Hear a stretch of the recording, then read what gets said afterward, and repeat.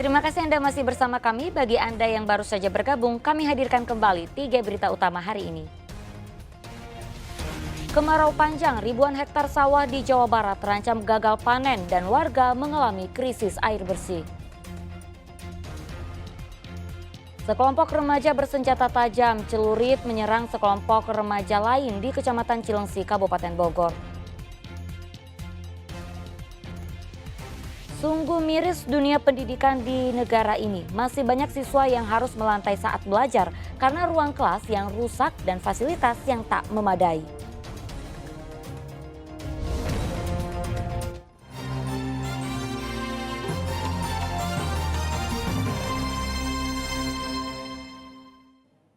Polisi menyita sebuah minibus dengan senjata tajam di dalamnya, diduga untuk tawuran di Jalan Ahmad Sobana, Kota Bogor, Rabu dini hari. Dalam peristiwa lain, sekelompok remaja bersenjata tajam celurit menyerang kelompok remaja lain yang sedang melakukan vandalisme di Cilengsi, Kabupaten Bogor.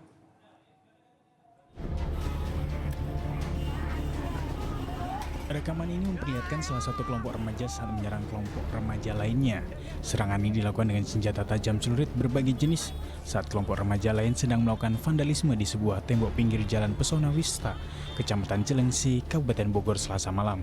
Akibatnya kelompok remaja yang diserang seketika kocar-kacir.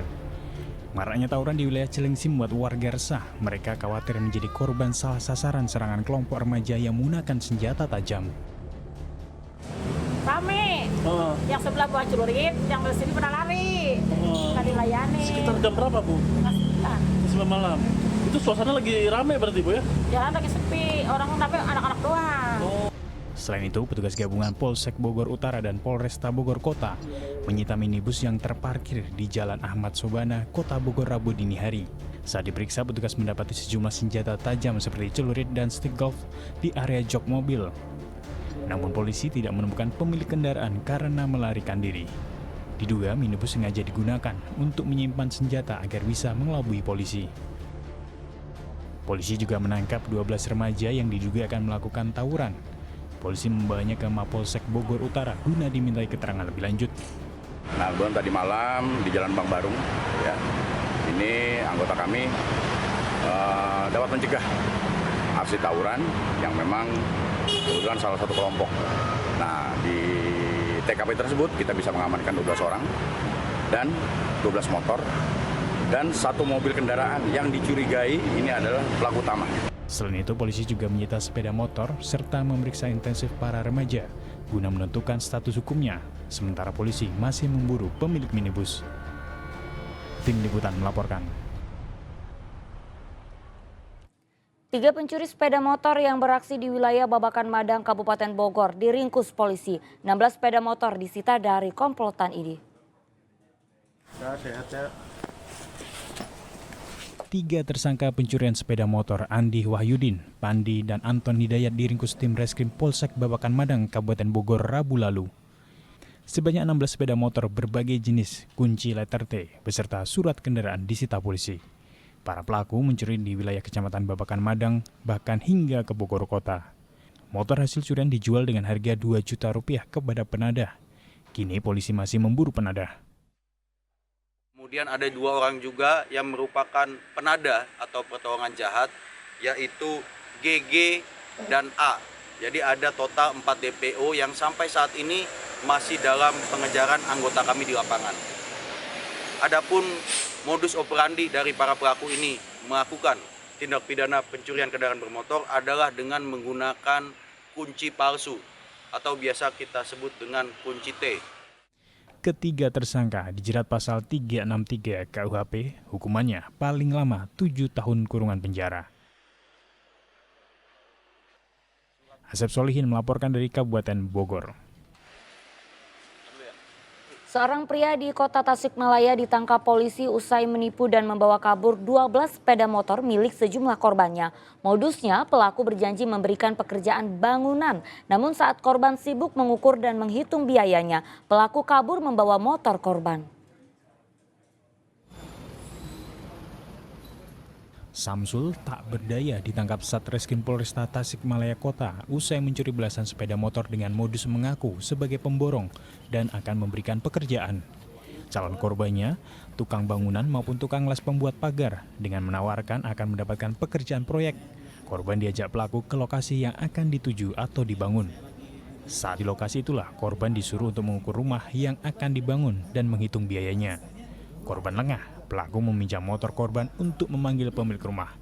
Namun pelaku tidak kunjung kembali lagi hingga akhirnya korban menyadari jika motornya dibawa kabur pelaku. Kejadian itu terus berulang dengan korban lainnya hingga pelaku membawa kabur 12 sepeda motor. Modusnya adalah dia datang ke suatu tempat yaitu bengkel las. Dia menyampaikan bahwa dia ini ada proyek. Setelah itu dia bawa korban yang punya bengkel las tersebut ke TKP. Setelah nyampe ke TKP, si korban turun mengecek dan motor korban ini dibawa kabur. Motor hasil curian dijual dengan harga 2,5 juta rupiah ke daerah Tasikmalaya Selatan maupun Ciamis. Pelaku diancam hukuman 5 tahun penjara dengan dijerat pasal 362 KUHP. Eko Setiabudi melaporkan dari kota Tasikmalaya. Kasus penganiayaan dan perundungan siswa SMP di Kabupaten Garut berujung damai. Keluarga korban menerima maaf orang tua pelaku. Komisi Perlindungan Anak Indonesia menyatakan bahwa proses islah ini merupakan langkah positif guna menempuh diversi karena pelaku maupun korban memiliki hak untuk mendapat pendidikan. Penganiayaan dan perundungan siswa SMP di Kabupaten Garut yang viral di jagat maya berakhir damai. Orang tua korban penganiayaan menerima permintaan maaf dari orang tua pelaku yang melakukan tindakan kekerasan terhadap anaknya. Upaya islah ini digelar setelah seluruh pihak musyawarah demi kepentingan pendidikan korban dan pelaku. Didampingi Komisi Perlindungan Anak Indonesia, orang tua pelaku meminta maaf kepada orang tua korban sehingga saling memaafkan sebagai salah satu syarat diversi di penyidik kepolisian. Suasana pun menjadi haru di saat mereka saling memaafkan. Upaya islah ini tujuannya agar masa depan pelaku maupun korban bisa tetap melanjutkan sekolah. Setelah dilakukan pertemuan, kedua belah pihak bersepakat untuk kepentingan anak, mereka bersepakat untuk saling memaafkan dan islah. Dan selanjutnya tentu islah ini adalah menjadi kabar baik karena apapun keputusannya ini adalah kepentingan untuk anak. Yang selanjutnya mungkin kami juga akan melakukan koordinasi dengan Polres Garut untuk langkah-langkah yang lebih baik untuk anak-anak kita ke depan yang lebih baik. Betul. Ya, jadi karena memang di dalam Undang-Undang Nomor 11 Tahun 2012 itu ketika anak berperkara dengan hukum maka ada ruang diversi. Ini adalah langkah diversi yang nanti kemudian akan kami tindak lanjuti ke Polres Garut. Hasil dari islah ini akan disampaikan ke polisi. Diharapkan keputusan diversi atau pengalihan penyelesaian perkara anak dari proses peradilan pidana ke proses di luar peradilan pidana yang terbaik bagi anak-anak. Eko Setiabudi melaporkan dari Kabupaten Garut.